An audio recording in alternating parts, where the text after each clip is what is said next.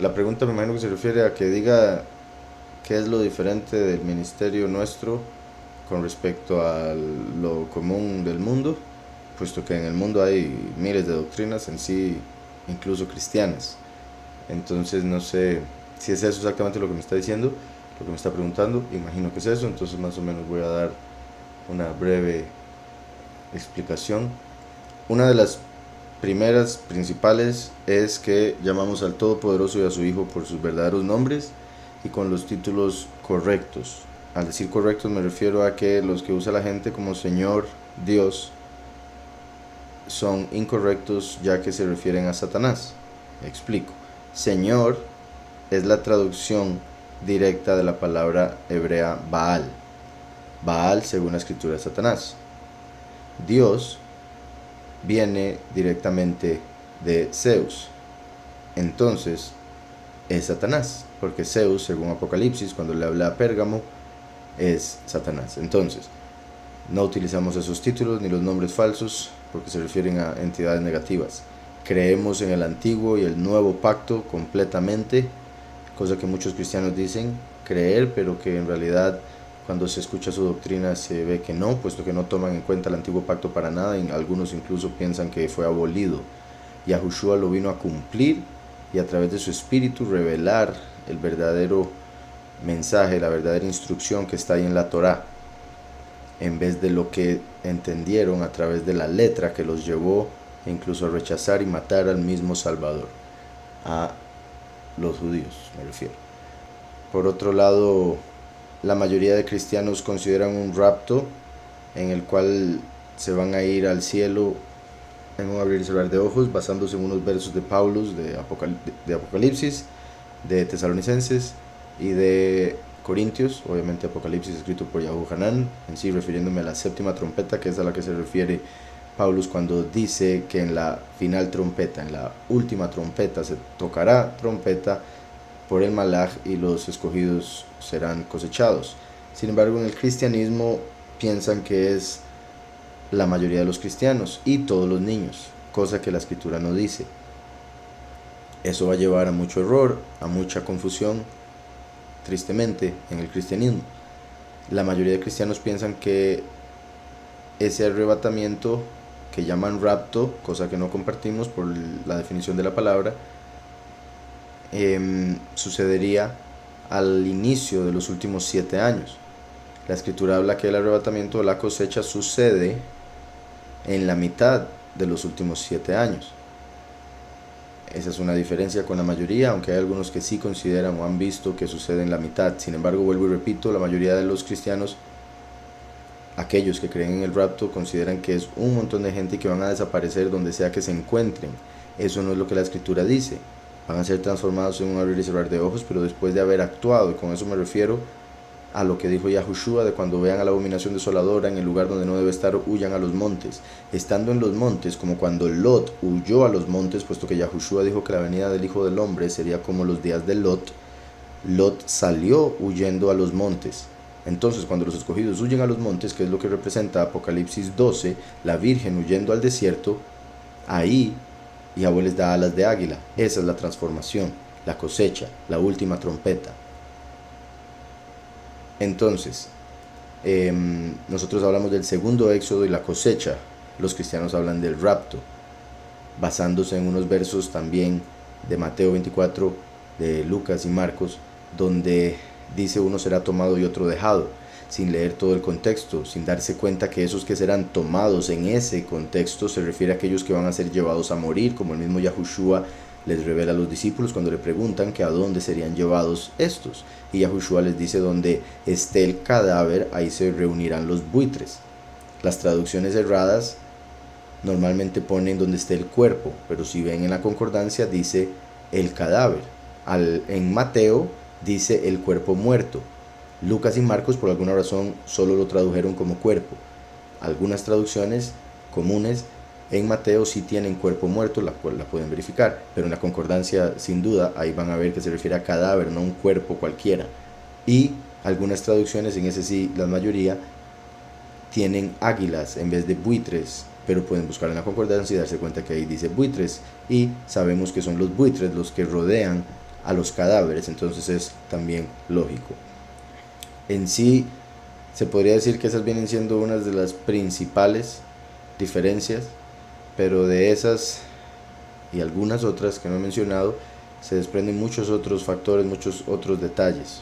Otro importantísimo, bueno, sí es importante, pero más que importante, es bastante pues prominente a través de la escritura, y es un tema clave y del cual no se habla en lo absoluto en el cristianismo, y es la primera y segunda manifestación de Yahweh en la tierra. Los cristianos ven, como ellos dicen, la venida de Jesús y después una segunda venida por su iglesia en el rapto, lo cual no sería una venida, sería una pasada, porque se llevaría a todos sin llegar a la tierra en realidad, según lo que se enseña en el rapto de los cristianos.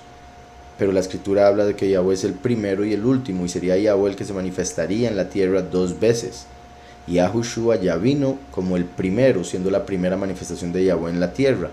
Él después le dijo a sus discípulos: no os dejaré huérfanos, refiriéndose a que la segunda venida es el Padre, porque no los deja huérfanos. Yahushua vino como el Hijo, como el hermano, pero la segunda venida como Padre.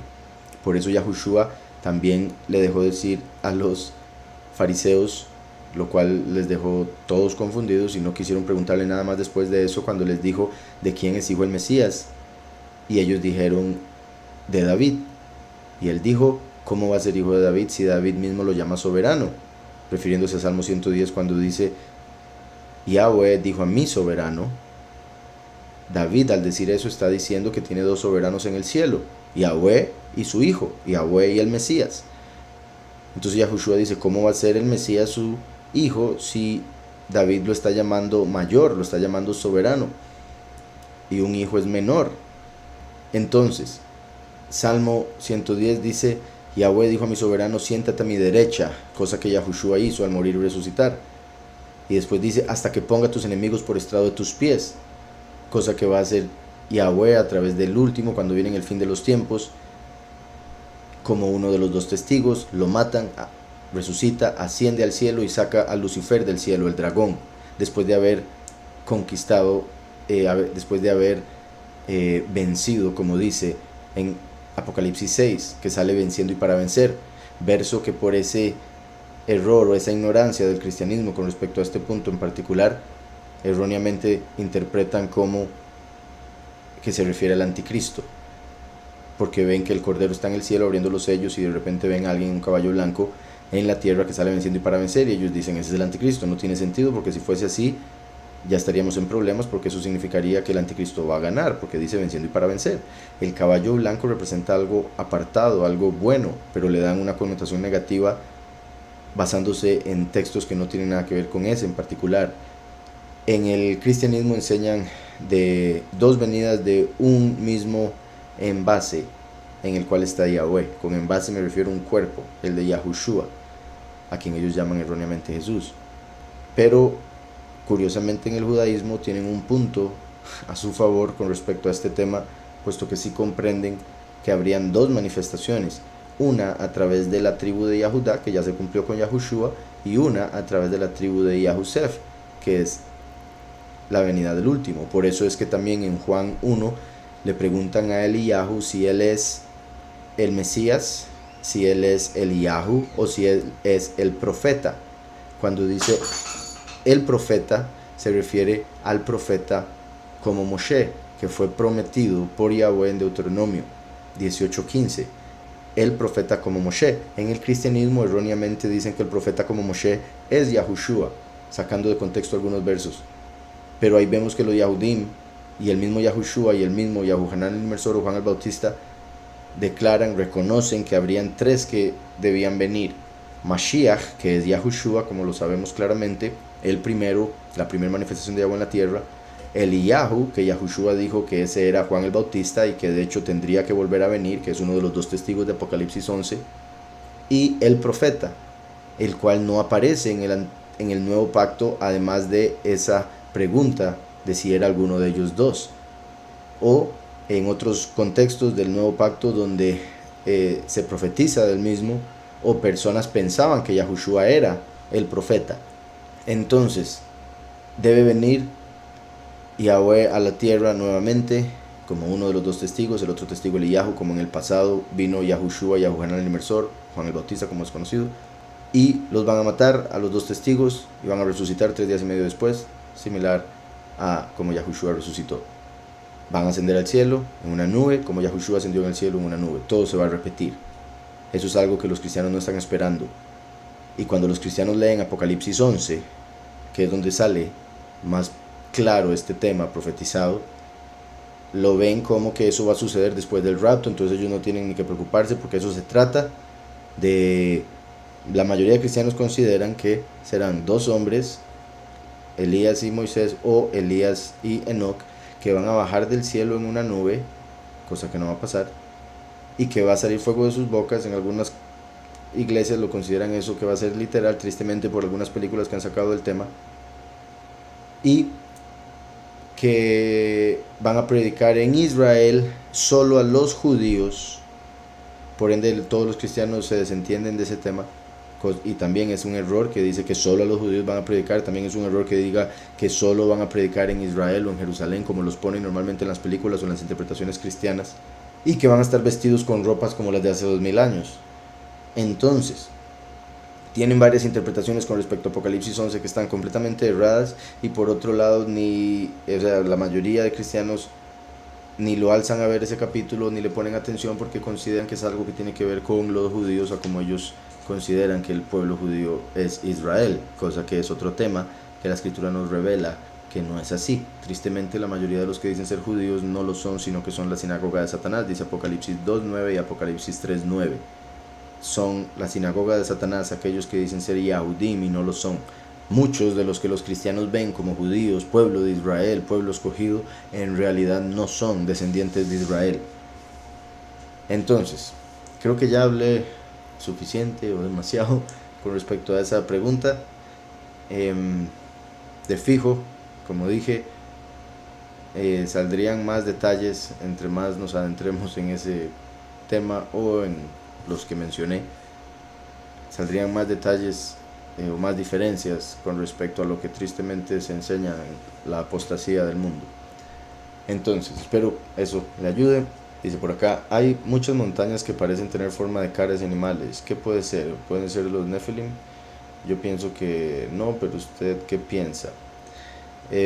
Si esto es algo que hemos hablado varias veces por acá, la escritura nos revela que ellos fueron castigados con el diluvio y presos en el abismo. Bueno, en sí los ángeles caídos, pero los hijos, que fueron los gigantes, sus espíritus habitarían la tierra o permanecerían en la tierra como espíritus malignos. Entonces, sus cuerpos serían destruidos con el diluvio, y por ejemplo, las aguas del diluvio y ese proceso por el que pasaron los que murieron en el diluvio, petrificó mucho de lo que existía en ese momento. De ahí los fósiles que han encontrado fueron hechos durante el diluvio. Entonces es muy posible que los gigantes, que de hecho eran, o sea, verdaderamente gigantes, o sea, no se comparan con Goliat o con Og, que son mencionados como gigantes. Si eran gigantes, están en el antiguo pacto, pero eran después del diluvio. Los de antes del diluvio, e incluso muchos de los que estaban en la tierra de Canaán cuando llegó el pueblo de Israel, eran inmensos, tanto así como para que uno petrificado pudiese pasar por montaña o convertirse en una montaña. Se dice que es de, por ejemplo, la sangre y algunos otros órganos específicos petrificados de estos gigantes que saldrían las piedras preciosas, y por eso tendrían una conexión espiritual. A pesar de ser materia, tendrían una conexión con lo espiritual, porque vendrían de cuerpos que fueron mezcla de ángel y ser humano. El hombre fue hecho del barro, por ende ahí estaría la posibilidad de convertirse en algo como de piedra, una montaña. Y las montañas están conectadas con los ángeles o con conectarse con los cielos. También me parece es posible que en la película Noah, que es completamente en contra de lo que dice la escritura, muy errada, pero sí me parece particular que ejemplifican a los gigantes como seres de piedra, que fueron atrapados en piedra. Ahora, los gigantes eran como seres humanos, pero simplemente súper grandes, de cientos de metros incluso, según algunos escritos, pero no como ahí en Noah, que eran de piedra se habían vuelto después del diluvio. Sin embargo, me parece curioso que los hayan hecho así como para dar a entender cuál sería su final. Y de ahí también la posibilidad de los animales, porque por un lado, bueno, con respecto a los reptiles, no dejan de crecer hasta morir. Antes del diluvio, la vida del hombre era de 1000 años aproximadamente, el promedio. Hoy en día es un promedio de 70, lo mucho 80. Entonces, si antes el hombre vivía 1000 años, hoy en día el hombre vive 70, 80, imagínese lo que vivían los animales en ese tiempo y por ende lo que podían llegar a crecer. Principalmente, repito, los reptiles, como para que hubiesen animales que hoy en día llamasen dinosaurios, por ejemplo. Entonces, en el diluvio fueron petrificados muchos de las criaturas que habían y por ende existen esas particularidades en muchas montañas del mundo, con formas animales, con formas humanas, pero gigantes. Dice aquí, ¿crees reencarnación en animales? En realidad, o sea, no veo nada en la escritura, no he visto nada en la escritura hasta el momento que indique eso. Como he dicho, sí veo en la escritura la reencarnación mencionada en la escritura, pero nada que se refiera a un hombre que venga en animal. Sin embargo, hay algunos detalles que voy a mencionar, puesto que en el judaísmo sí se cree la reencarnación en animal, pero diferente a como se cree en el hinduismo o en otras ramas del mismo, en las cuales se dice que una persona puede volver como cucaracha o como leopardo y vivir toda una vida en ese estado y después puede venir como otro animal más elevado hasta volver a ser humano si continúa siendo mejor. Eso es un poco ilógico también, porque habría que ver cómo podría, o sea, uno puede juzgar las acciones de un hombre porque tiene conciencia, conocimiento del bien y el mal, como para decir si merece ser un animal o merece ser un humano. Pero ¿cómo puede uno juzgar las acciones de un animal? Además de si se meten con el hombre o no, y con eso me refiero a lo que está escrito en Génesis.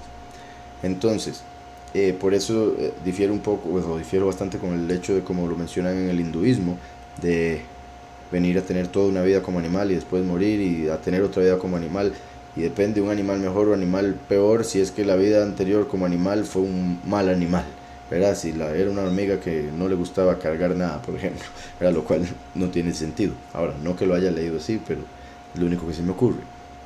En el judaísmo, que ya viene siendo más posible, se habla de que Yahweh, dependiendo de la persona, dependiendo de sus acciones, envía el alma de vuelta a la tierra, pero primero tiene que pasar por diferentes niveles de la creación, ¿verdad? Hay 4 mundos en esta realidad: el mundo vegetal, animal, el humano y el mineral.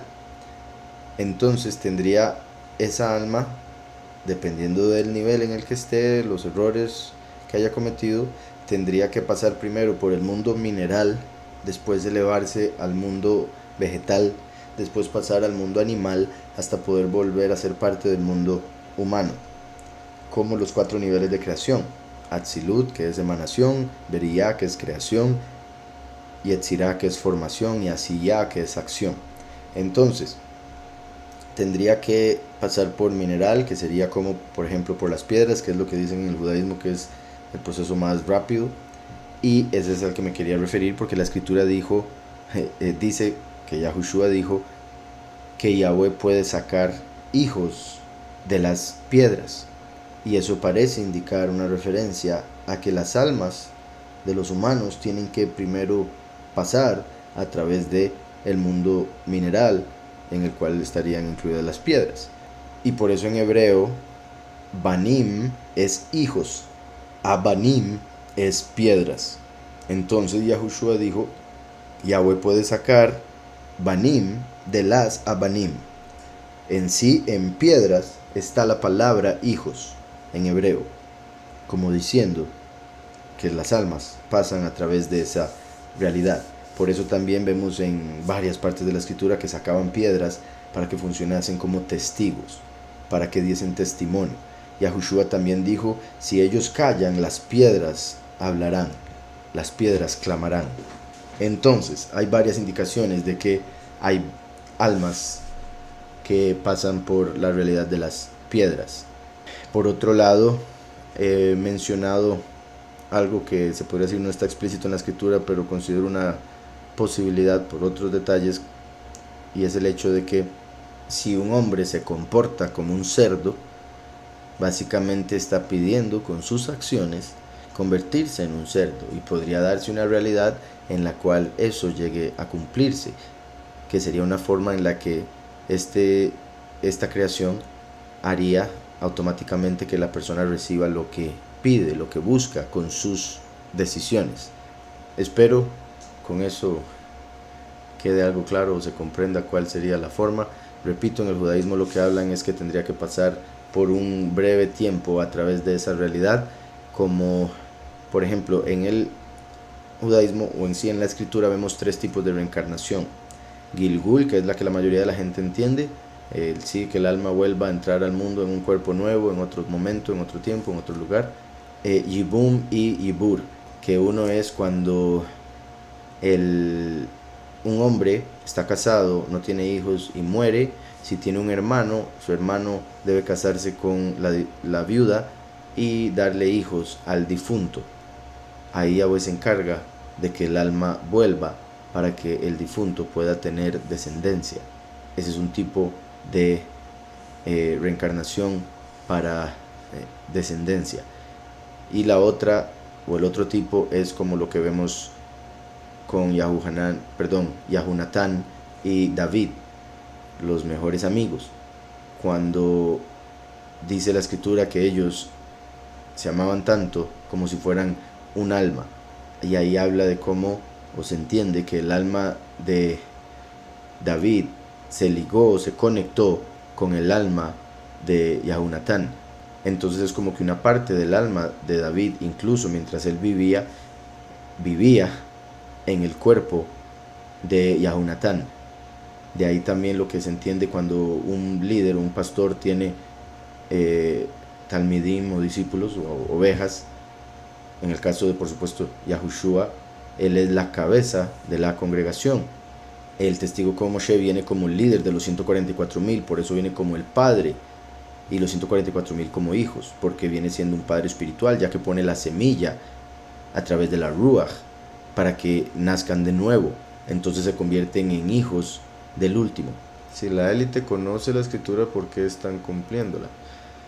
Esa pregunta no la entiendo muy bien, porque en sí una cosa es lo que hacen artificialmente, que sí, sin duda, ya lo he mencionado aquí muchas veces, pero lo que van a hacer artificialmente es según lo que ellos entienden, no según lo que verdaderamente dice. Porque la escritura ni el mismo Satanás la entiende, los ángeles no la entienden, y menos los impíos. Solo los que tienen la Ruach HaKodesh, el espíritu de verdad. Entonces, ellos van a interpretarla según la carne, según la letra, según el error, según lo que escuchan de pastores cristianos, de rabinos judíos, de lo que sea, y van a tratar de cumplir lo que la gente, las masas esperan para poder engañarlos. Eso es un hecho, pero eso sería cumplir lo que la gente espera para engañarlos, no lo que la escritura dice. Por otro lado, lo que se está cumpliendo es porque la escritura lo profetizó. Lo que sí se está cumpliendo y que sí está escrito es porque Yahweh lo profetizó. Por ejemplo, el hecho de que quieran hacer guerra, pero no puedan por una u otra razón, o se den cuenta que no es el tiempo, Yahweh lo profetizó como habrán rumores de guerra. Dirán que va a haber guerra, pero no no va a haber guerra. Dirán que habrá guerra, pero no va a haber guerra. Digamos, es posible, la escritura habla de cuando digan paz y seguridad, destrucción repentina vendrá sobre ellos. Estos políticos usan muchísimo paz y seguridad, y lo vienen usando desde hace años, como para hacer una conexión con el fin de los tiempos. Pero todavía no se ha dado esa destrucción repentina, como ha hablado, eso va a suceder principalmente cuando maten a los dos testigos. Entonces, hay varios detalles ahí de cosas que ellos van a tratar de cumplir para engañar al mundo, pero por otro lado, muchas cosas que van a cumplir sin querer. Como he dicho, una posibilidad de lo que están haciendo con el colisionador de partículas es tratar de controlar el tiempo de esta realidad para poder hacer un bucle, por ponerlo de alguna forma, y así no se acabe este mundo y el poderoso de este mundo pueda seguir gobernando en esta realidad. Eso sería un plan que Satanás tendría para continuar en esta realidad gobernando. Como he explicado, eso más bien, el tratar de cambiar el tiempo, sería lo que destruiría el tiempo y traería el fin. Por ende, tratando de evitar lo que Yahweh dijo, van a terminar cumpliéndolo. Entonces, como dije, una cosa es lo que hagan artificialmente, que es la mala interpretación de la escritura, y otra cosa es que traten de evitar lo que verdaderamente dice la escritura, pero más bien lo terminen cumpliendo al buscar no pasar por eso. ¿De qué descendencia son los incas, mayas y aztecas y las demás tribus indígenas de las Américas? Sé que en la conquista vinieron la tribu de Issacar como esclavos. Sí, no solo la de Issacar, de hecho muchas. Los de Yahudá y otros estaban en África, fueron llevados a Estados Unidos y otras partes, islas y demás. Y las otras tribus de España traídas acá, los sefardín, mencionados en Abdías, por ejemplo, pero eso en 1492, y más adelante lo que mencioné con respecto a los de África que fueron vendidos como esclavos, 1618, bueno, cuando ya inició oficialmente la esclavitud en Estados Unidos. Ahora, los que estaban aquí antes, muchas de esas tribus, y no voy a decir que absolutamente todas las tribus que llaman indígenas de América, serían, pero me atrevería a decir que la mayoría serían de las tribus perdidas de Israel, de las 10 tribus de Israel que fueron esparcidas por los 4 ángulos de la tierra, pero principalmente, como dice el libro de Esdras, como fue profetizado en Deuteronomio 28, el pueblo sería llevado a una tierra que no conocía, sería llevado en barcos de vuelta a Egipto, pero no era necesario barcos para ir a Egipto, por ende representa que era un Egipto diferente, y se usaron barcos para traer al pueblo hebreo a América. Entonces eso es lo de Deuteronomio, pero también lo que decía de Esdras, que las 10 tribus fueron llevadas a una tierra que no era conocida, la cual Cristóbal Colón dijo que es América, y se dice que fue en el exilio de Sennacherib, que fue mucho antes de la venida de Yahushua. Incluso en el exilio de Sennacherib todas las naciones fueron reubicadas y las 10 tribus habían sido esparcidas y llevadas, muchos incluso de fijo viajaron, otros hasta América, y ahí quedaron hasta que después fueron traídos otros israelitas y se dio la mezcla y llegaron los latinos. Espero con eso quede claro. Dice aquí, en Apocalipsis existen 2 bodas. Lo digo porque en Apocalipsis 19 aparece una esposa ataviada para el Cordero, y en Apocalipsis 21 desciende la Nueva Jerusalén como esposa ataviada. ¿Sí son 2 bodas diferentes? Sí, pero son, bueno, como usted lo dice, 2 bodas diferentes.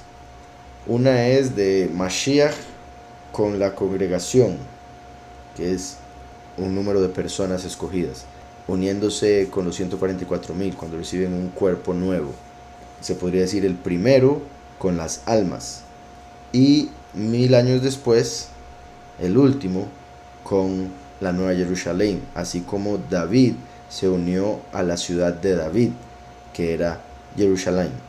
Entonces es como que baja el cielo a la tierra, se casa el cielo con la tierra, se une el último al reino de Yahweh en la Nueva Jerusalén, como si fuera la esposa. Es a eso a lo que se refiere.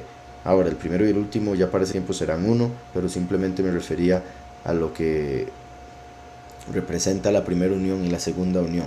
Por eso la primera son las bodas del Cordero, porque es Yahushua el que se casa con su congregación, que son personas por las cuales él murió. El último muere por la tierra, muere por el lugar, muere por los cuerpos, puesto que los cuerpos de los seres humanos fueron hechos del barro, y por eso está relacionado con el espacio y con el tiempo. Es el último, viene en el fin de los tiempos para dar una renovación al espacio y después traer del cielo el nuevo espacio, la nueva Jerusalén, donde van a habitar la congregación, que es la esposa del Cordero.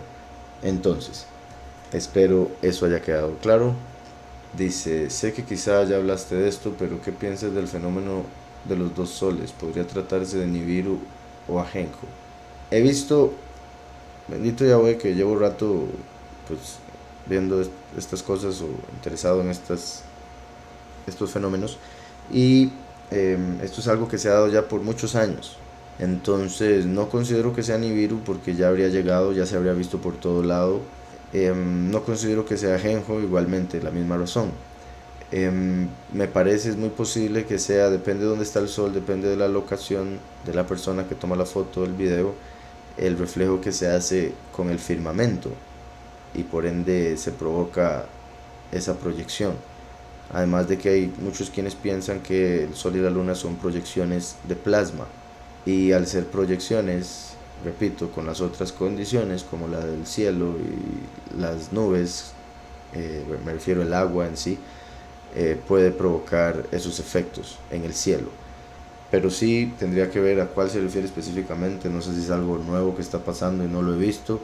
De ser así tendría que verlo, pero sí ya sé de muchos videos, y que repito, por años, que se han dado alrededor del mundo, extraños, sorprendentes, pero que parecen ser efectos, porque si fuera Nibiru o algo así, se vería, ya habría un cambio, ya habría sucedido algo, y ya todo el mundo sabría porque lo habría visto.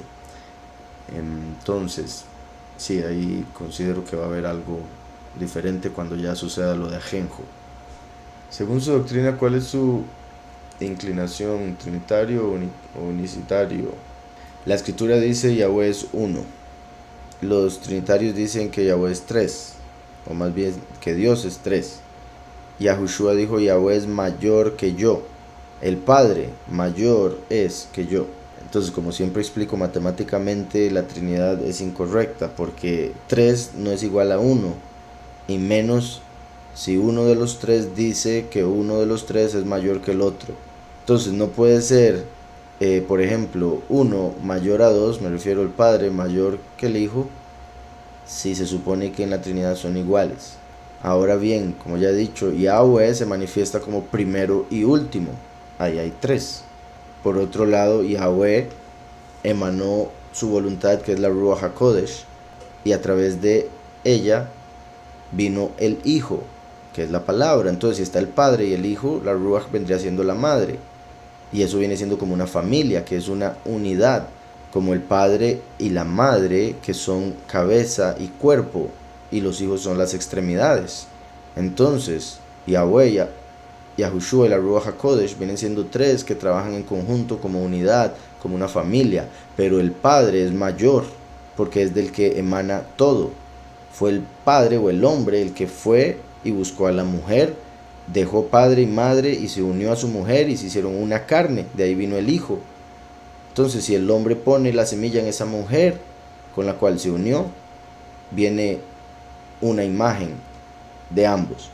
Entonces Yahushua viene a representar la unión del Padre y la Ruach, al ser la imagen del Todopoderoso. Pero Yahweh se mantiene único, por encima de todo.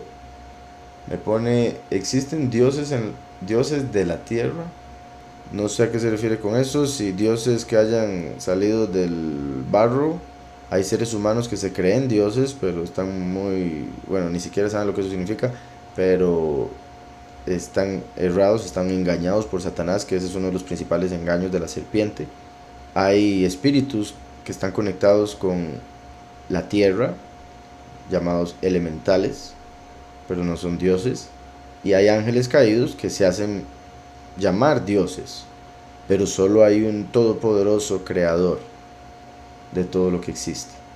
Dice, tengo una pregunta. Cuando nos referimos al templo que hizo Salomón, pensamos en el templo ostentoso, incluyendo las dos columnas, ya que en Boaz, según me fijé en Primera de Reyes 7, se menciona todos los detalles. En el verso 40 dice que el templo es para la casa de Yahweh, pero al inicio del capítulo dice que es su propia casa. ¿Verdad que este templo del capítulo 7 fue el que hizo con ayuda de los demonios? Sí, el que, si se dice, se cree según varios escritos, incluso lo que se llama el Testamento de Salomón, que utilizó demonios a través de la autoridad que recibió con el anillo que tenía para construir ese templo. Dice después por acá, el karma puede ser bueno o malo, variando la situación. Si a mí me hacen un mal y luego a raíz de ese mal me cae una bendición, ¿es causa y efecto? O sea, en realidad, la escritura no habla de karma, la escritura habla de justicia, y Yahweh es justo, Yahweh es bueno. Entonces también está escrito que todas las cosas son para bien de aquellos que aman a Yahweh. Entonces las cosas malas que nos pasan en realidad son para bien si amamos a Yahweh. Van a salir cosas buenas de eso. Incluso lo que hayamos hecho en el pasado, si nos llegamos a arrepentir, funciona para algo bueno. Entonces dice, si a mí me hacen un mal y luego a raíz de ese mal me cae una bendición, es causa y efecto. Es justicia y es el Padre siendo bueno con usted. Pero sí, en lo que respecta a la forma en que entienden karma, todo se devuelve. La gente normalmente solo piensa en que se le devuelva el mal que me hizo, pero también si uno hace un bien, se le devuelve un bien y multiplicado. Al igual que también los males se multiplican cuando se devuelven, vienen con intereses. Dice por acá, ¿qué piensas sobre la quema de humanos en la Edad Media por la práctica de la brujería? ¿En realidad funciona como un arma para hacer daño la brujería? Sí, la brujería sí existe, está en la escritura, por eso es prohibida. Pero muchos de los que mataron como brujos no eran brujos, simplemente eran enemigos de la iglesia de ese momento y los acusaban de brujos para poder matarlos.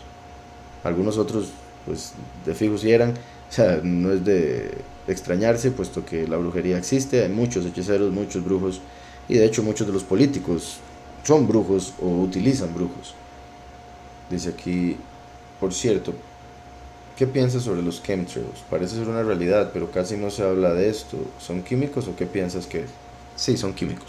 Y también bendito Yahweh, desde hace años que he leído al respecto, o sea que sé que existen y he tenido, bueno, o tuve, puesto que ya está difícil salir del país, pero la oportunidad de ir a Estados Unidos varias veces, varios estados, y, y en todos era una exageración los chemtrails. Aquí en Costa Rica, por ejemplo, sucede muy poco en sí, o sea, quizá, o sea, se ha visto una que otra vez, uno que otro lado, algo parecido a los chemtrails, porque lo otro son contrails, por si algo. Una cosa es contrail, que es cuando un jet o un avión deja vapor detrás, pero se va deshaciendo inmediatamente, mientras que chemtrails viene de químico, son trazos de químicos que dejan unos aviones especiales para eso. Son aviones que ya han salido fotos de los interiores que están llenos de tanques llenos de sustancias venenosas que tiran por el cielo, principalmente barium y aluminio. Son los dos ingredientes principales que usan en todos los chemtrails, que eso es un tipo de brujería que están haciendo, usando barium y aluminio para provocar varios problemas entre esos respiratorios y demás, ¿verdad? Nada raro, lo echan la culpa al COVID y demás, pero viene siendo parte de brujería porque barium y aluminio en la tabla se representan por la BA y la AL respectivamente. Baal, Baal. Entonces están tirando en los cielos unos químicos, bueno, unas sustancias que representan a Baal mismo. Baal, según la escritura, es Satanás, y eso ha venido provocando un montón de problemas. Quieren cubrir el sol para que no se vean algunas de las señales en los cielos, con la excusa de que están cubriendo el calentamiento global, evitando algunas cosas.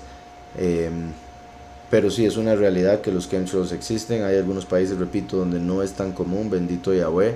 Entonces quizá muchas personas digan, eso es locura, eso no pasa, están locos. Pero es sorprendente cuando se ve en vivo, en el sentido de que son descarados y es un avión que va para un lado, va para otro y hace cruces, hasta a veces parece que hacen la estrella de 5 picos, la pirámide. Es muy particular, usando incluso esos simbolismos con las líneas que hacen en el cielo, y esas líneas de químicos después se expanden y se convierten como en nubes gigantes, pero completamente falsas, ¿verdad? Obviamente caen en la tierra, la gente las respira, caen con la lluvia, por ende caen en el agua, la gente también las bebe, tristemente. Si se llega a desatar una guerra, como todo indica, el segundo sello se podría asegurar que se abrió solo si se declara como tercera guerra mundial, ya que eso puede ser una guerra, pero no la gran guerra. Me parece que tercera guerra mundial es suficientemente grande como para que sea la gran guerra. Ahora, si es una guerra pequeña o el inicio de, o sea, una guerra pequeña podría ser el inicio de la tercera guerra, entonces habría que dar unos días o meses. Como he dicho, la escritura parece indicar que sucedería durante el otoño, la guerra del segundo sello.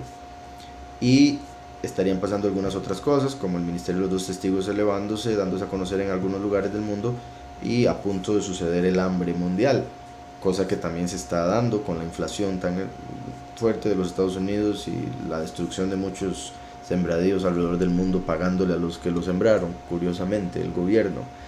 Podría explicar Apocalipsis 19:12, qué significa que en su cabeza tenga muchas diademas.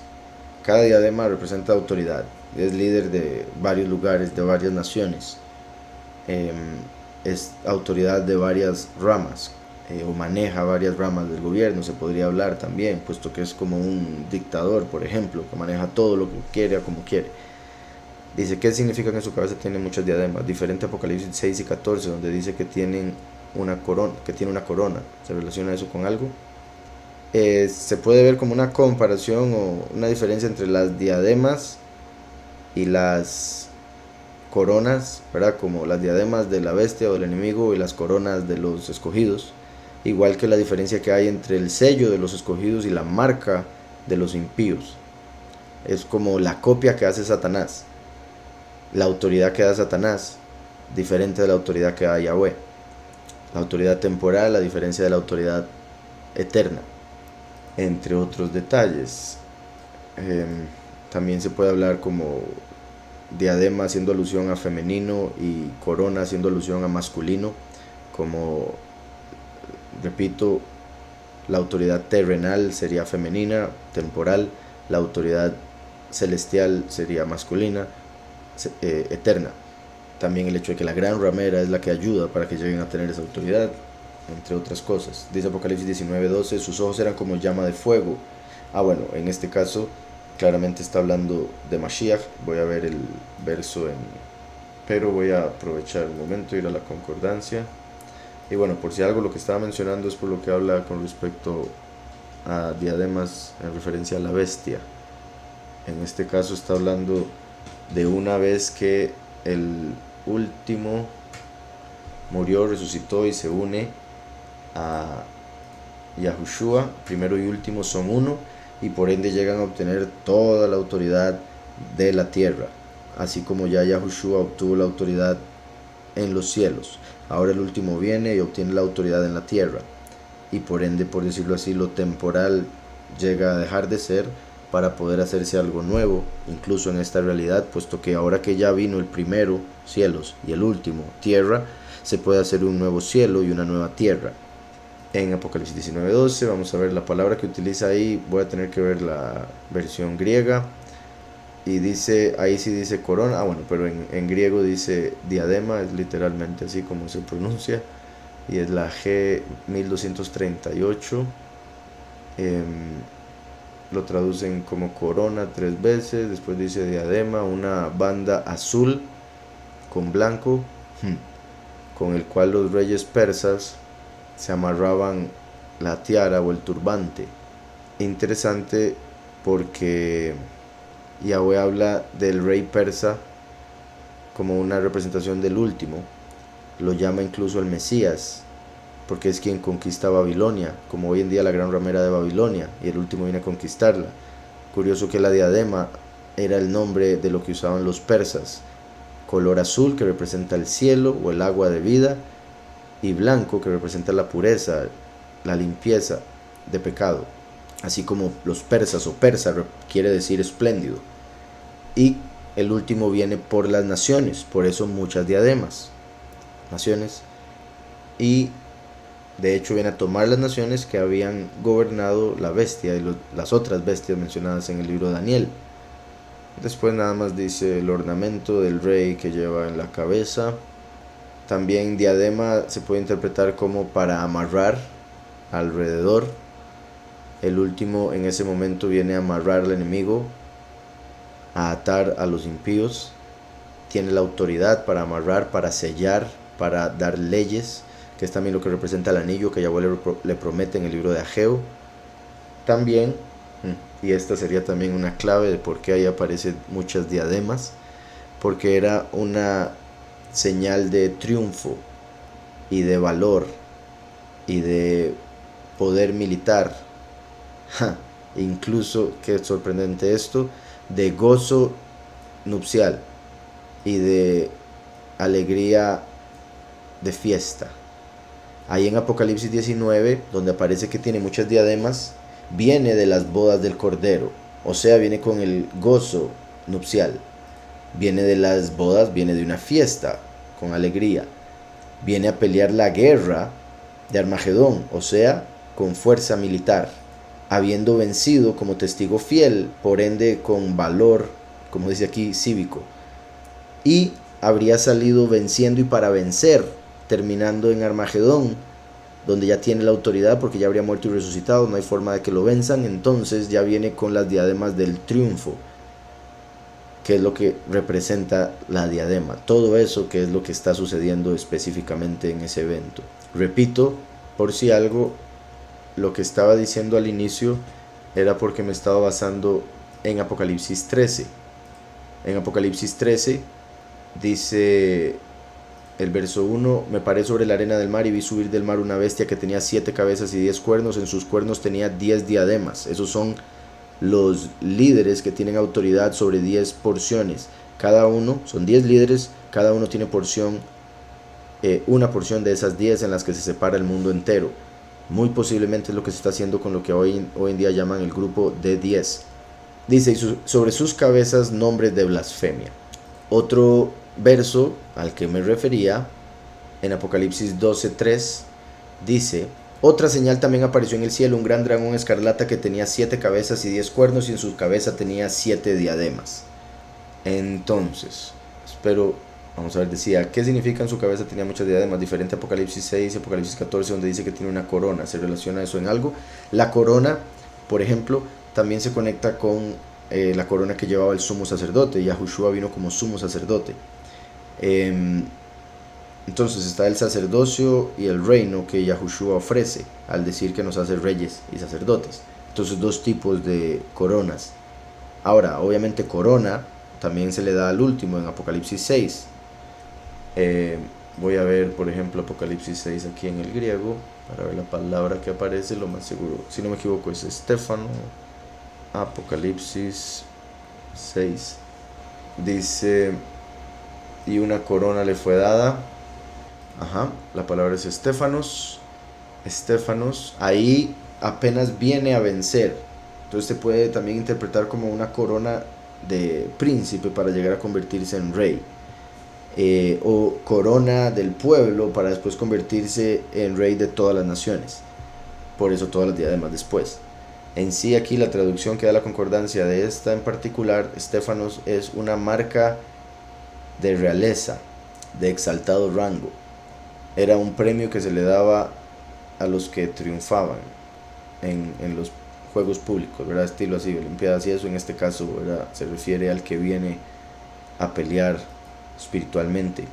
Metafóricamente se interpreta como bendición eterna, que es lo que Yahushua ofrece, o en sí Yahweh, a los que siguen a Yahushua.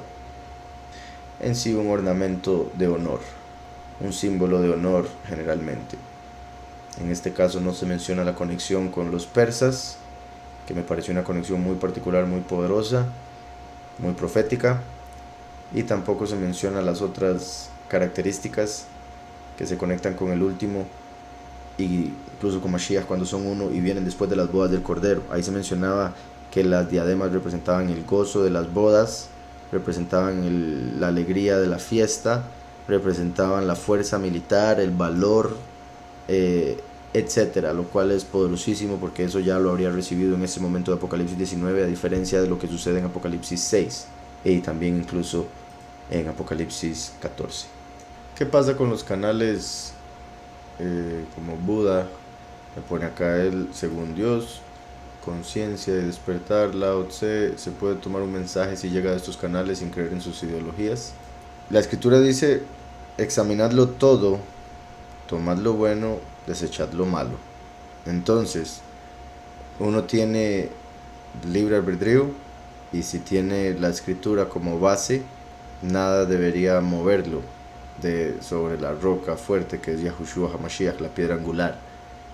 El problema es cuando la gente no tiene una base firme, una fe fuerte y cualquier cosa los mueve porque no saben defender lo que dicen creer. Pero uno puede examinarlo todo, tomar lo bueno, desechar lo malo.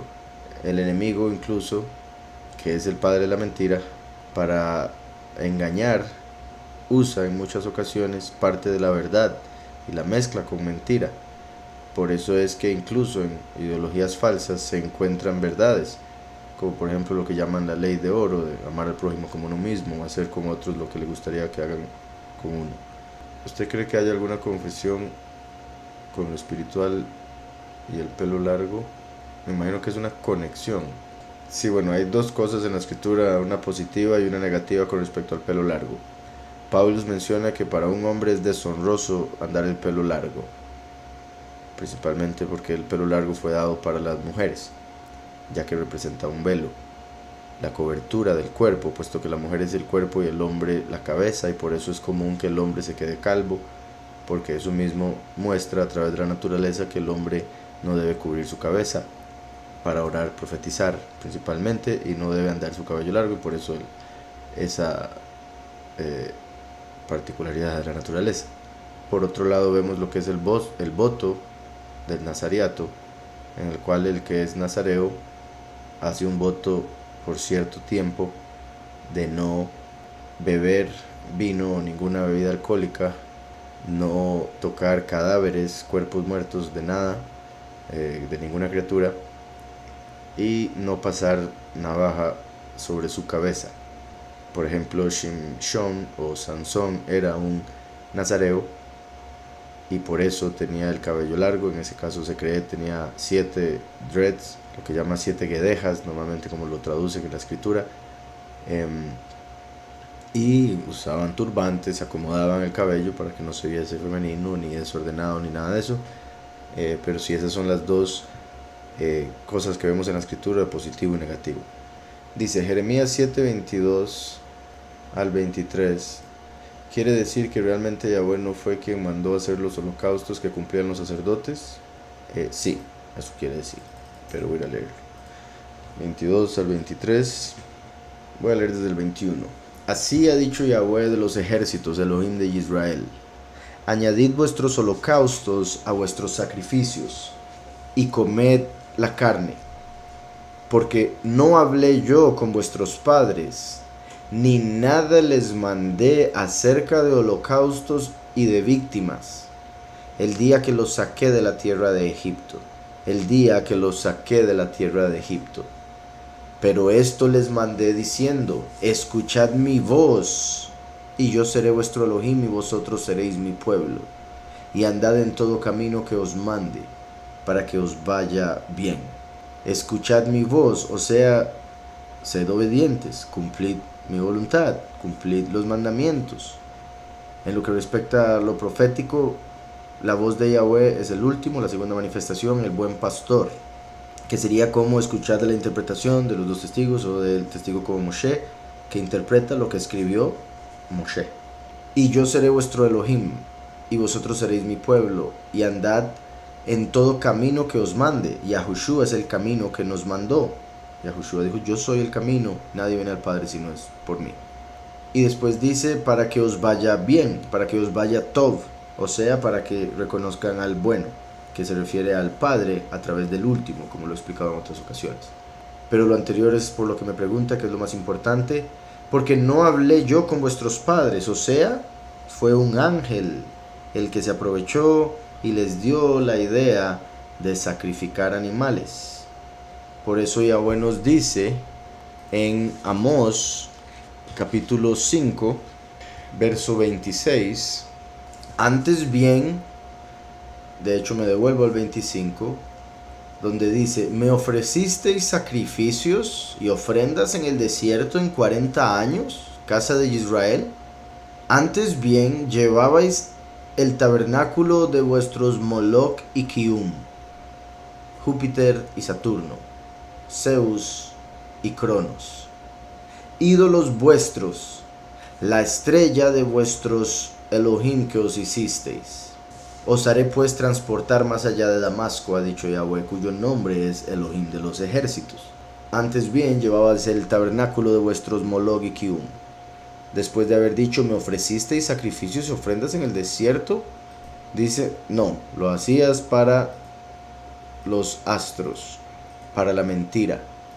Entonces, quiere decir que realmente Yahweh no fue quien mandó a hacer los holocaustos que cumplían los sacerdotes. Así es. En sí, Yahweh lo permitió porque funcionaría como un reflejo profético de lo que vendría con el sacrificio de Yahushua como cordero, el último como becerro y Eliyahu como carnero, además de los sacrificios de los muchos, de los mártires y demás. Por ende sucedieron esos sacrificios que vemos en el antiguo pacto.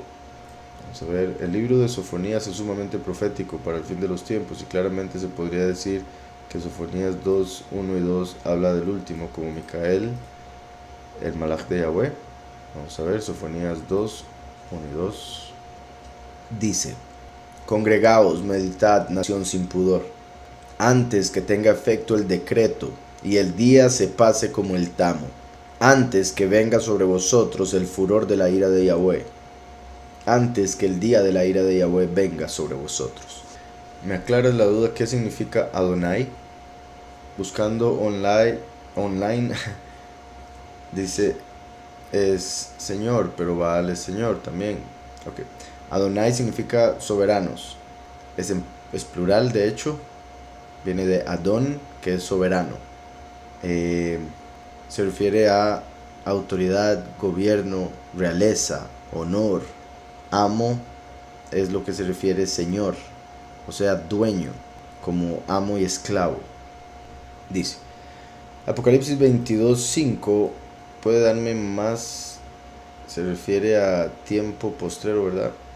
Vamos a ver, Apocalipsis 22:5, imagino que es que lo explique a fondo si se puede.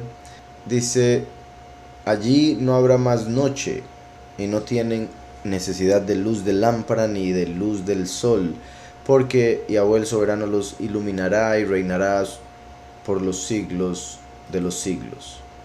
El hecho de que no habrá más noche se refiere a que ya no habrá más oscuridad, ya no habrá más tinieblas, ya no habrá más maldad, ya no habrá más pecado. Y ya no habrá más noche, porque ahora la luna va a brillar 7 veces más. Entonces, el tiempo más oscuro va a ser como el mediodía, según lo que dice la escritura. Por ende no va a haber oscuridad, pero principalmente se refiere a la maldad que representan las tinieblas, a, como dije, el pecado, todo lo negativo. Dice: y no tiene necesidad de luz de lámpara. Como dije, ya no va a haber noche, entonces no vamos a necesitar focos, no vamos a necesitar luces físicas o artificiales, ni de luz del sol.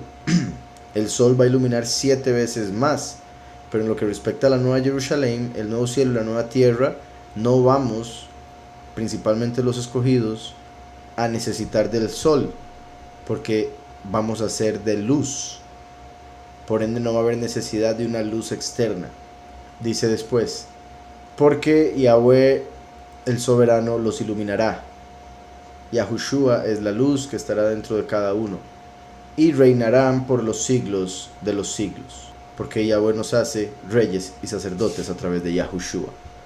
Entonces sí, se refiere al tiempo postrero, en sí a lo que va a haber en el nuevo cielo y la nueva tierra, después del milenio. Dice: son dos creaciones de humanos distintas en Bereshit capítulo 1 con la de Bereshit capítulo 2. No, son el mismo humano, pero desde dos puntos de vista diferentes. Desde el punto de vista de la justicia y desde el punto de vista de la misericordia.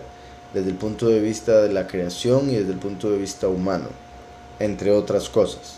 Entonces es la misma creación con dos perspectivas diferentes. Dice aquí, porque en capítulo primero hizo Elohim bestias, animales y hierbas, después al hombre. En el día sexto, en capítulo 2, primero hacia el hombre y después las bestias. Me pone el 2.18 de Génesis. Vamos a ver. Dice, después dijo Yahweh Elohim, no es bueno que el hombre esté solo, le haré ayuda idónea para él. Es el verso que me manda, pero eso es cuando le hizo a la mujer. Eso es cuando le hizo a la mujer, no cuando hizo animales. Ya para ese momento había hecho a los animales. Y vamos a ver. Dice, Yahweh Elohim formó pues de la tierra toda bestia del campo. Me imagino que se refiere a ese verso, el 19, que sigue ahí. Y a toda ave de los cielos. Y las trajo a Adán para que vieran cómo las había de llamar. Ahí está poniendo, repito, desde otra perspectiva. Está diciendo, y las aves y los animales que había creado, los trajo para que les dieran nombre. Ahí el punto es que les dieran nombre, no cronológicamente que los creó después de Adán, porque ya el capítulo anterior nos dijo que los creó antes. Principalmente a las aves, porque a las aves las creó el quinto día, pero a las bestias sí las creó el sexto día, el mismo día que creó al hombre. Pero se puede deducir que primero creó a las bestias de la tierra y después al hombre, sin problema. Pero vuelvo y repito, en el primer capítulo se refiere cronología de la creación, por eso menciona en el primer día, en el segundo día, en el tercer día, etc. En Apocalipsis 2 se refiere a toda la creación en referencia al hombre. Como ahora el hombre se le da la sabiduría para darle nombre a los animales que fueron creados antes que él, Yahweh los trae ante él. Y el capítulo 2 entonces nos recuerda aquellos animales que Yahweh creó, los trajo para que le diera nombre. Yahweh los informó pues de la tierra toda bestia del campo y toda ave de los cielos y la trajo a Adán para que viera cómo las había de llamar. Incluso si queremos verlo como si fuese cronológico o algo así, vean que en el capítulo anterior habló de creación, que es la palabra bará, que es el segundo nivel de creación, después de Atzilut, que es emanación. Emanación habría sido, en el principio creó Elohim los cielos y la tierra, ahí emanó lo que llegó a crear, porque sí, también utiliza bará, por supuesto. Se podría decir que Bereshit, es que en realidad la emanación viene incluso antes de en el principio, porque el principio ya viene siendo una creación. Entonces la emanación vendría más por el título Elohim, pero bueno. En el primer capítulo vemos creación, que es el segundo nivel. En este capítulo vemos formación, que es el tercer nivel. Aquí dice Yahweh Elohim formó, que se refiere al verbo yatzar. Yahweh creó, se refiere al verbo bará. Bará es como cuando uno, después de haber tenido una idea, que sería emanación, en la mente separa esa idea para saber qué es lo que necesita y cómo va a hacerlo. Formación es cuando ya se pasa de lo que estaba en la mente, en la imaginación, a algo físico, para después llevarlo a la acción, que sería ya usarlo. Entonces, aquí está diciendo Yahweh los informó pues de la tierra toda bestia del campo y toda ave de los cielos y las trajo a Adán para que viera cómo las había de llamar. Y el nombre que Adán dio a los seres vivientes, ese es su nombre. Y puso Adán nombre a toda bestia, a toda ave de los cielos y a todo ganado del campo, pero no se halló ayuda idónea para él. Entonces ahí vemos que el punto es, quería hacerle una ayuda idónea. Le trajo a todos los animales y se vio que entre todos los animales no había una pareja para él, porque cada animal tenía su pareja y él se vio solo. Entonces aquí el contexto está diciendo Yahweh le quería hacer una ayuda idónea, trajo a los animales para mostrar que necesitaba una pareja y por eso después hizo a la mujer. Entonces el punto aquí no es la creación de los animales, es el que se le dio nombre a los animales para revelar que hacía falta una pareja para el ser humano. ¿Cuál es la forma correcta de escribir Mashiach? ¿Al final de la palabra con J o con H? Sería con J para la pronunciación correcta en español. En inglés, por ejemplo, se pondría con CH, porque es Mashiach, con un sonido de garganta, gutural. Dice, puesto que la J fue creada hace 600 años. Sí, la J como el símbolo como tal y el sonido de haber pasado de la I a J. Pero en hebreo hay una letra que es la Het. La Het es gutural, repito, y esa es la que está al final de Mashiach. Y se acerca más una J al final, Mashiach, que una H, porque H sería Mashiach. Espero se haya entendido por qué. Dice aquí, ¿cómo era Eva y Adán? Pregunto porque escuché que Eva estaba pegada a la parte de la espalda de Adán. Eso es lo que enseñan en el judaísmo. Se enseña que Eva era como, por ejemplo, en vez del hombre tener espalda, lo que tenía era a la mujer ahí. Entonces la parte de atrás de la cabeza era la cara de la mujer, y etcétera, etcétera. Entonces que lo que ella habría hecho habría sido separar a la mujer del hombre. Ahí el error o el problema estaría en que la escritura dice que sacó a la mujer del costado, no dice de la espalda. Eso ya es un poco extraño y ahí es donde los judíos empiezan a diferir en opiniones. La escritura no entra en detalle con respecto a eso. Sí dice en Génesis 5 que cuando hizo Adán estaban ambos, Adán y Eva.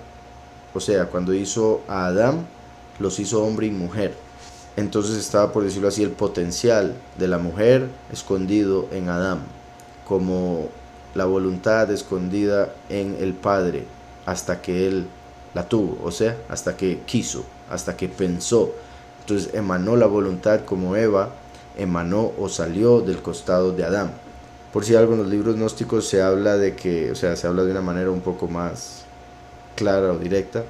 Simplemente se hizo el cuerpo de Adán del barro, después se tomó una parte del costado del cuerpo de Adán para con esa parte hacer el cuerpo de la mujer, para que hubiese una conexión física, pero que en el sentido espiritual fue Elohim que tomó una porción del alma de Adán y la puso en otro cuerpo que había hecho de otro material. En sí se dice, en los libros gnósticos se conecta más con agua. Por eso, curiosamente, la mujer, ¿verdad?, que cuando está embarazada tiene al niño, al feto, en el vientre en agua. Entonces habría hecho el cuerpo de la mujer y habría sacado de Adán una parte de su alma, la cual habría puesto en Eva. Entonces, si lo entendemos así, o habría puesto en ese cuerpo, ¿verdad?, que sería Eva, el alma. Claramente el alma de Adán es de donde vienen todos los seres humanos, y la primera separación que se hizo fue de Eva, como si se hubiese partido a la mitad del alma y la otra parte se hubiese puesto en el cuerpo que se había hecho nuevo. Espero haya quedado claro. Dice aquí, ¿me podrías dar una explicación completa sobre por qué hay dos genealogías diferentes de Yahushua en los evangelios? Con respecto a eso, hay dos opiniones. La más común, y en sí no estoy de acuerdo, pero las voy a mencionar. La más común es que dicen que es un error de traducción y que una genealogía se refiere a la genealogía a través de Miriam, conocida como María, y la otra genealogía se refiere a la genealogía de Yosef. Considero que eso es un error, a pesar de que sí hay errores de traducción en algunos casos. No he visto evidencia de que eso sea un error, y si uno lo piensa más objetivamente no parece ser un error en realidad, simplemente es algo que debemos ver más a fondo para lograr comprender mejor. En Lucas 3 aparece la genealogía de Yahushua y en Mateo 1 también, ambas a través de Yosef, porque la genealogía siempre era a través del papá, porque es el papá el que pone la semilla, y por eso en el templo se registraba según la genealogía del papá. Los reyes se decía de dónde venía, ¿verdad?, de David, por ejemplo. Entonces por eso Mateo, que habla para reyes y habla de Yahushua como rey, nos da la genealogía a través de el papá Yosef, y específicamente desde David. Menciona a David, hijo de Abraham. Entonces empieza con Abraham y llega hasta David, 14, que se refiere al valor numérico del nombre David, 14. Después desde David hasta la deportación de Babilonia, otros 14. Después desde esa deportación, desde Yekoniyahu otro Yeconyahu diferente al de la maldición, por si algo, porque hay algunos que piensan que ese es el Yeconyahu de la maldición y claramente no es, como ya mencionado, y ahí hay evidencia en crónicas al respecto. Entonces, desde Yeconyahu hasta Mashiach, otros 14. Hay otros dirán, no, ahí hay 13. Pero si incluimos Mashiach como el último, es el 14. Por eso el último es la rama de David, que es ungido a través de Mashiach para cumplir la misión de lo último. Y por eso aparece el título Mashiach después del nombre Yahushua, representa el último. Hay otras formas de explicar por qué se dice 14, 14 y 14. En sí, el punto se refiere a la manifestación de la rama de David y revela que Yahushua es la raíz de David, y por eso se enfoca en David y el número 14 cuando Mateo escribe la genealogía de Yahushua en su libro.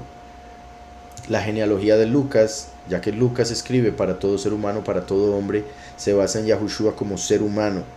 Por eso dice la genealogía desde Adán. Entonces, como da la genealogía desde Adán, el primer ser humano, da una lista larga de nombres en la cual difiere en dos partes. En sí, se podría decir 3 de la genealogía de Mateo, que repito, en sí la genealogía de Mateo es más corta porque empieza a partir de Abraham, basada en David, porque habla de Yahushua como rey. Ambas son de Yosef. Una diferencia es que en la genealogía de Mateo dice: Salmón engendró a Rahab, el verso 5, Rahab a Boaz, Boaz engendró de Ruth a Obed y Obed a Yishai. Yishai engendró al rey David. Aquí en la de Mateo se mencionan 5 mujeres para mostrar la importancia de estas mujeres específicas, la misericordia del Padre y la extensión de su amor hacia otras naciones, como en el caso de Ruth, que era de Moab. También porque mucho del valor de un rey venía de la crianza de su madre, y por eso muchas veces cuando se refiere a los reyes se menciona, además de la genealogía del papá, se menciona quién era la mamá para entender si era un buen rey o un mal rey. Entonces, aquí por eso menciona a Ruth y dice: de Ruth a Obed y Obed a Yishai. Yishai engendró al rey David, el rey David de la que fue mujer de Uriah. Entonces menciona una mujer con la que cometió adulterio, pero esta mujer era apartada y por ende también es mencionada acá, no por nombre. Se le da el honor a Uriah, quien murió por el error en sí. Hay varias formas en las que se explica esto de David, pero fue por orden de David, básicamente, en pocas palabras. Por eso aquí se le da el nombre a Uriah, de la que fue mujer de Uriah, a Shlomo. Shlomo engendró a Roboam. Entonces aquí vemos que en Mateo viene de Shlomo, pero vamos a Lucas y en Lucas dice: hijo de Melea, 31, hijo de Mainán, hijo de Matatá, hijo de Natán, hijo de David. Entonces en Lucas se da una genealogía a través de Natán, en Mateo a través de Shlomo. Eso es importante. Después, y un segundo para ver, puesto que hay unas imágenes con respecto a esto, y esto por si le interesa verlo todavía más a fondo de lo que lo voy a hacer ahorita, puede ver el estudio de Lucas 3 o el de Mateo 1. Creo que en el de Mateo 1 lo explico mucho mejor, creo que entro más a fondo, por si lo quiere ver, en losdelcamino.net /diagonal Mateo. Ahí puede ver ese estudio de Mateo 1 bien explicado, losdelcamino.net /diagonal Mateo. Pero voy a ir un momento por acá a ver si encuentro la imagen, que también puede buscar en losdelcamino.net, en losdelcamino.net /diagonal nombre, y ahí uno busca y debería aparecer la genealogía. Entonces ahí ya hay una diferencia a través de Shlomo, a través de Natán. Repito, esa es una de las razones por las que mucha gente interpreta ahí que una genealogía es de Miriam y otra de Yosef. Pero volviendo a Lucas 3, dice: Yahushua al comenzar su ministerio era como de 30 años, hijo, según se creía, de Yosef, hijo de Elí, hijo de Matat, hijo de Leví, hijo de Melquí, etcétera, etcétera. En Mateo dice, casi al final de la genealogía, Eliud engendró a Eleazar, Eleazar a Matán, Matán a Jacob, Jacob engendró a Yosef, marido de Miriam, de la cual nació Yahushua, llamado Hamashiach. Entonces, vemos que dice engendró a Yosef, marido de Miriam. Se menciona a Miriam como las otras mujeres que se mencionaron por el honor que se le da a la mujer por la crianza del hijo, que se convierte en rey. Pero antes de eso dice Jacob engendró a Yosef. En Lucas dijo Yosef, hijo de Elí.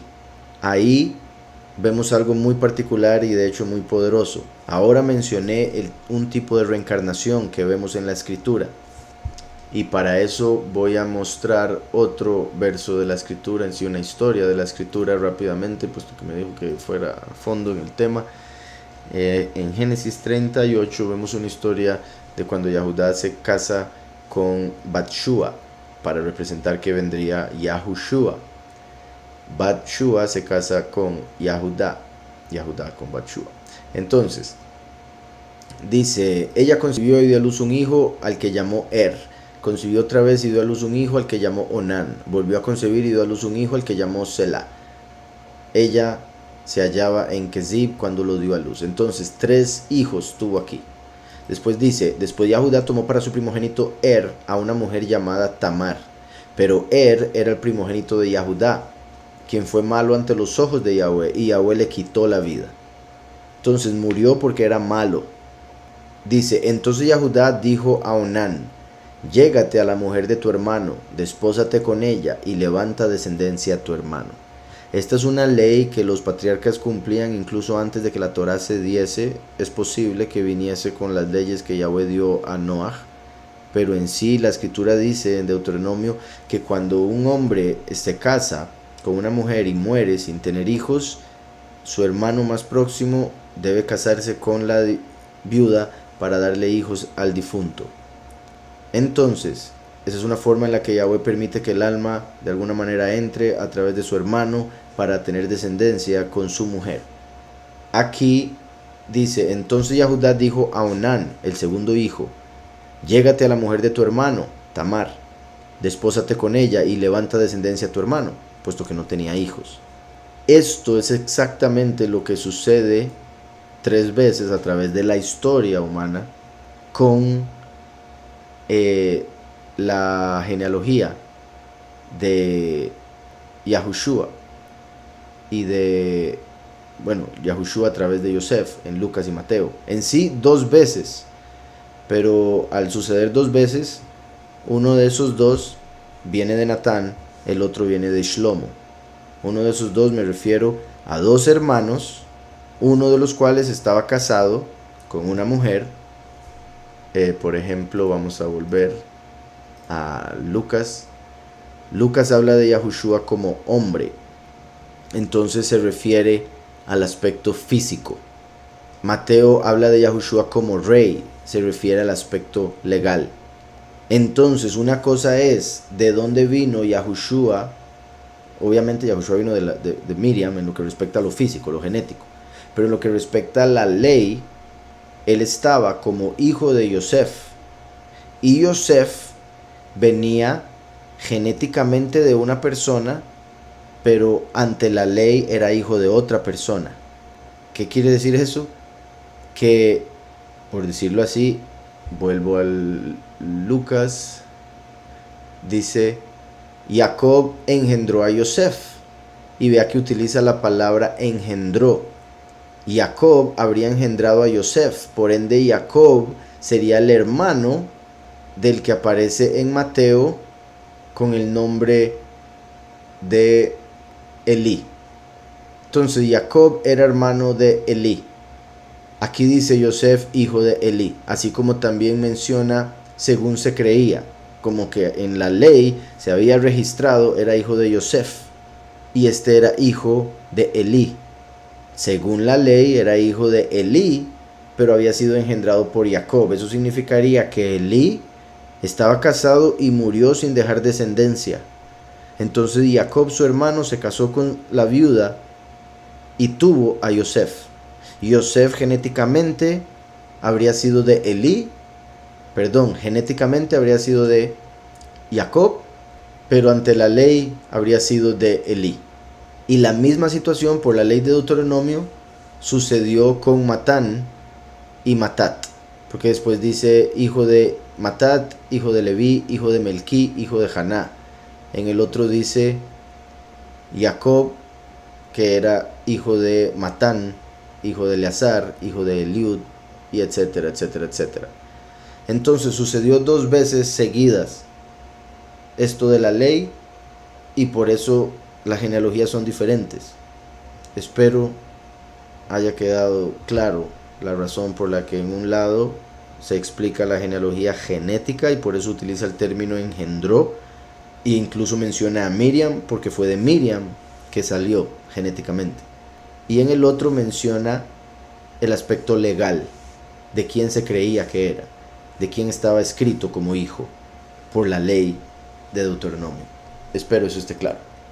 Dice, puedo hablar acerca del maquillaje. Yo no estoy de acuerdo con ponerse una máscara, un disfraz, pero me encantan los colores, pero muy natural. Me gustaría saber qué dice la escritura. Pues en sí estoy de acuerdo con usted, en el sentido, sí, no estoy de acuerdo con usarlo para engañar, para esconderse tras de una máscara, básicamente, esconder a la persona verdadera detrás de una ilusión. Pero sí puedo entender, ¿verdad?, el hecho de que la mujer busca verse siempre lo mejor posible, que eso ayuda y que obviamente le gusta el color y por ende, puedo comprender lo que me mencionan por acá y repito, estoy de acuerdo. En la escritura sí específicamente o directamente no dice nada, lo que sí habla es acerca obviamente de la lujuria y sabemos que los cosméticos fueron usados principalmente o creados con eso en mente, el multiplicar el pecado a través de la lujuria por la atracción que siente el hombre ya hacia la mujer, todavía más cuando se le da más fuerza con maquillaje. Y por eso fue Azazel, que eso sí lo vemos en el libro de Enoch, fue Azazel el que descendió a la tierra y le enseñó a las mujeres a hacer maquillaje para poder atraer al hombre más hacia el pecado. Y a los hombres les enseñó a hacer armas para matarse los unos a los otros. Entonces sí considero que es algo de mucho cuidado. Me parece todo en moderación es como se debería hacer. La escritura dice todo me es lícito, mas no todo edifica. Entonces si alguien se está maquillando para algo que no es de edificación en lo absoluto, que sería en muchos casos, pues es ilógico que lo haga o debería cambiar las razones o algo así. Pero sí, como dije, todo es lícito, mas no todo edifica. Entonces hay que tener cuidado si el maquillaje que usa le está llevando a pecar o está llevando a otros a pecar, o si lo está haciendo para sentirse mejor y demás. Ahora, que no debería ser sentirse mejor en el sentido de tratar de verse de otra manera y que eso le haga sentirse mejor, porque debería sentirse suficiente de la forma que es. Y repito, que el maquillaje se usase como para algo de que le agregue belleza a la que ella tiene y no que más bien esconda y haga algo diferente, o sea, como una máscara, como mencionó usted. Dice aquí en Ezequiel 4:12, ¿por qué Yahweh quería que cociera sus panes con excremento humano y los comiera delante de sus vecinos, el pueblo? ¿Por qué quería?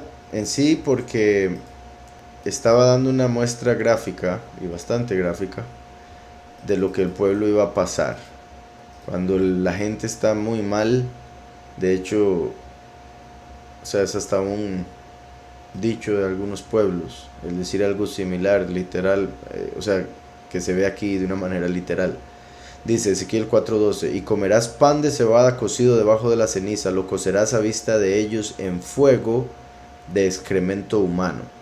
Entonces, la idea era que en el fuego quemara excremento y con ese fuego de excremento humano se cocinara la comida que él iba a consumir después. Y eso era para mostrar el sufrimiento por el que iba a pasar el pueblo, por decirlo así, por estar comiendo doctrinas de demonios inventadas por hombres, que son simplemente excremento, que son algo que debe ser sacado, deshecho, porque no sirven para nada. Esos pastores y esas doctrinas. Dice el 13, después dijo Yahweh, así comerán los hijos de Israel su pan inmundo. La escritura dice, y de hecho para eso voy a leer un momento Malaquías, Malaquías 1, verso 6, dice, el hijo honra al padre y el siervo a su soberano. Si pues yo soy padre, ¿dónde está mi honra? Y si soy soberano, ¿dónde está mi temor? Dice Yahweh de los ejércitos a vosotros, Kohanim, sacerdotes, que menospreciáis mi nombre, y decís, ¿en qué hemos menospreciado tu nombre? Esta es la respuesta, verso 7, Malaquías 1. En que ofrecéis sobre mi altar pan inmundo, y todavía decís, ¿en qué te hemos deshonrado? Yahushua el Mesías es la palabra de Yahweh. Yahushua es el lejem celestial, el pan apartado, puro, celestial. Pero todos los del mundo invocan a Jesús, por ende comiendo un pan inmundo, porque no es el pan celestial, es un pan del mundo que creó el hombre. Por eso es un excremento humano que se están comiendo, doctrina de demonios, y no se dan cuenta. Y vean cómo lo conecta con su nombre, así como Yahushua dijo, yo vengo en nombre de mi Padre, Yahushua, y no me recibéis. Cuando uno venga en su propio nombre, a él van a recibir. Entonces dice, el Hijo honra al Padre y el siervo a su soberano. Si pues yo soy Padre, ¿dónde está mi honra? Y si soy soberano, ¿dónde está mi temor? Dice Yahweh de los ejércitos a vosotros, sacerdotes, que menospreciáis mi nombre, y decís, ¿en qué hemos menospreciado tu nombre? Así son los sacerdotes de hoy en día, y en sí tristemente mucha gente. Uno les enseña y les dice que están deshonrando a Yahweh al invocar otro nombre, y dicen, ¿en qué lo estamos deshonrando? Eso no importa, el nombre no importa. Pero dice, menospreciáis mi nombre. Uno les dice, este es el nombre verdadero, y lo aprecian menos que el nombre que ya tienen, Jesús. Dicen, no, eso no es tan importante, o sea, lo menosprecian. No importa que se llame así, yo le voy a decir asá. Voy a seguir llamando de la manera que quiero. Por ende, siguiendo el corazón engañoso, engañándose a sí mismos, comiendo excremento, en sí, pan inmundo, cocinado con excremento humano. Esas doctrinas de demonios. ¿En qué hemos menospreciado tu nombre? En que ofrecéis sobre mi altar pan inmundo, y todavía decís, ¿en qué te hemos deshonrado? En que pensáis que la mesa de Yahweh es despreciable. En que pensáis que la mesa de Yahweh es despreciable. Y eso me lleva a Isaías 65:11, donde dice, pero vosotros, los que dejáis a Yahweh, que olvidáis mi apartado monte, que ponéis mesa para Gad, que en hebreo significa fortuna, el Dios de la fortuna. Ponéis mesa para Gad. Gad, como le llaman en inglés, Dios, como le llaman en español, que es Zeus, el mismo que Gad, o sea, Satán. La fortuna, de donde viene la suerte, que en inglés es luck, que viene de Lucifer, L-U-C, las primeras 3 letras del luck, suerte en inglés. Que ponéis mesa para Gad. Ponen mesa para Gad, para Dios, y para Jesús, el pan inmundo. O sea, la mesa para Gad, poniendo ahí el pan inmundo. Entonces decía Ezequiel, así comerán los hijos de Israel su pan inmundo entre las naciones a donde yo los arrojaré. Yahweh nos echó por todo el mundo, por todas las naciones, y nacimos comiendo pan inmundo, con doctrinas falsas, invocando nombres que no eran. Nos enseñaron a ponerle mesa a Gad, a la fortuna, a Dios, y a comer de Jesús, el pan inmundo, sin entender que era cocinado en excremento humano, desecho del hombre. Entonces dice, yo dije, soberano Yahweh, mi alma no es impura, y bueno, etcétera, etcétera. Yahweh le permite que no lo haga con excremento humano, pero quedó escrito para que se entendiera lo que representa y lo que tenía que hacer. Yahweh le permite que lo haga vamos a ver acá para mencionarlo. He aquí te permito usar estiércol de bueyes en lugar de excremento humano para cocer tu pan. Dice después, ¿qué significa transliterar? Significa utilizar letras del idioma que uno habla para poder pasar una palabra escrita en otro alfabeto, como en este caso el hebreo que usa otro alfabeto, el Aleph Bet, utilizar letras del alfabeto español para representar esa misma palabra. Dice, ¿por qué aunque se usa un nombre transliterado se cumple la persecución de los creyentes, especialmente por los musulmanes? No sé a qué se refiere, porque no sé si se refiere al nombre de Jesús. Ese no es un nombre transliterado, ese es una perversión del nombre, ese es otro nombre, es otra versión, es otra cosa. Ahora me dice, ¿por qué se da la persecución de los creyentes, especialmente por los musulmanes? La escritura habla de que habrían dos razones para persecución: por la palabra de Yahweh, que es el nombre del Hijo, o por el testimonio, o sea, por dar testimonio de que el Todopoderoso envió a su Hijo, el cual murió por nuestros pecados y fue resucitado por el poder del Creador. Ese es el testimonio. Hay muchos que andan predicando eso, aunque tengan otro nombre, y por eso los persiguen o los matan. También la escritura dice, seréis odiados por todos por causa de mi nombre. No solo por los musulmanes, por todos. Por eso cuando uno tiene el nombre, lo odian incluso los cristianos, tristemente, lo cual es completamente ilógico en el aspecto físico o natural, pero en el espiritual es claro, puesto que estamos en una guerra espiritual y no comprenden que un nombre diferente es un espíritu diferente, puesto que para decir un nombre, que es una palabra, usamos espíritu, puesto que el espíritu es el aliento. Entonces, al utilizar espíritu para decir una palabra, y en este caso un nombre, se está llamando un espíritu conectado con la frecuencia de ese nombre pronunciado. Espero con eso haya quedado claro. También quería mencionar algo con respecto a una pregunta que me hicieron ahora, ¿verdad? De lo de las estrellas. Sí quiero dejar claro simplemente la diferencia entre las estrellas que dicen en los de la NASA y todo eso, que son soles, son cosas gigantes que existen a miles de años luz y así. Pero en la escritura vemos que las estrellas están en el firmamento, el cual es sólido. Entonces, claramente el firmamento es inmenso y está altísimo, pero no es la distancia que nos inventan esos supuestos científicos, y no tienen la forma que nos dicen tampoco, pero de que existen, existen. Esta es la pregunta: ¿qué significa exactamente Yahshua? Quiero dejar claro, yo he estado diciendo Yahushua, el nombre del Mesías es Yahushua. Mucha gente lo llama Yahshua, pero ahí se están saltando una letra que es la letra Vav. Ahora, ¿qué significa Yahushua? Yahweh salva, que se podría llevar un nivel más allá y sería el que causa la existencia, salva, libera, enriquece. Ese sería como el significado completo. Explicar Apocalipsis 2, verso 4. Vamos a ver, Apocalipsis 2, verso 4 dice: pero tengo contra ti que has dejado tu primer amor.